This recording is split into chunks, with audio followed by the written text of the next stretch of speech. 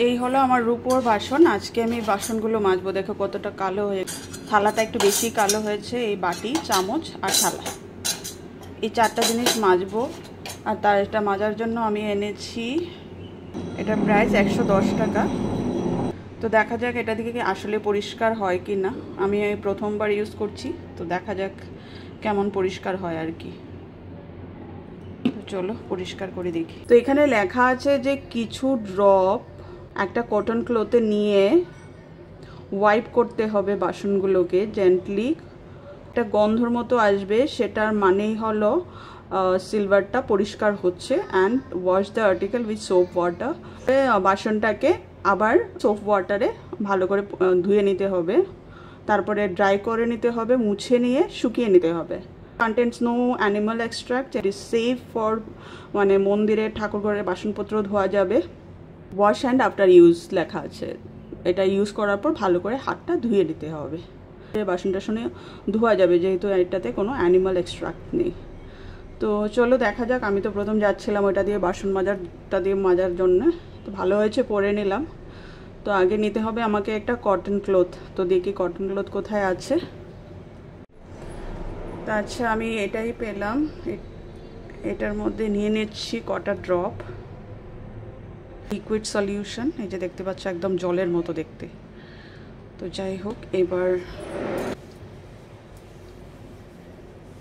Just বললো যে এটা এইভাবে করে হালকা করে ওয়াইপ করে দিতে।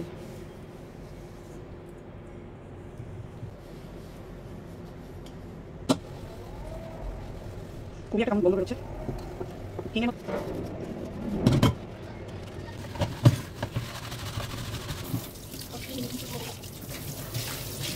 ভালোই পরিষ্কার হয়েছে, কিন্তু আরেকটু পরিষ্কার হতে পারতো। এখানে একটু কালো কালো দাগ রয়ে গেছে। পরে অনেকটা সিলভারের কোয়ালিটির উপর, পিওর সিলভার হলেই হয়তো ভালো পরিষ্কার হতো। আর এখানে হয়তো পিওর সিলভার না, মিক্স সিলভার হতে পারে।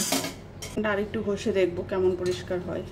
কাপড়টা চেঞ্জ করলাম, তো এখানে কিন্তু লেখা ছিল যে হোয়াইট ক্লিন কটন ক্লথে ড্রপ নিতে। দেখি এবার যদি এটাতে করে ভালো পরিষ্কার হয়।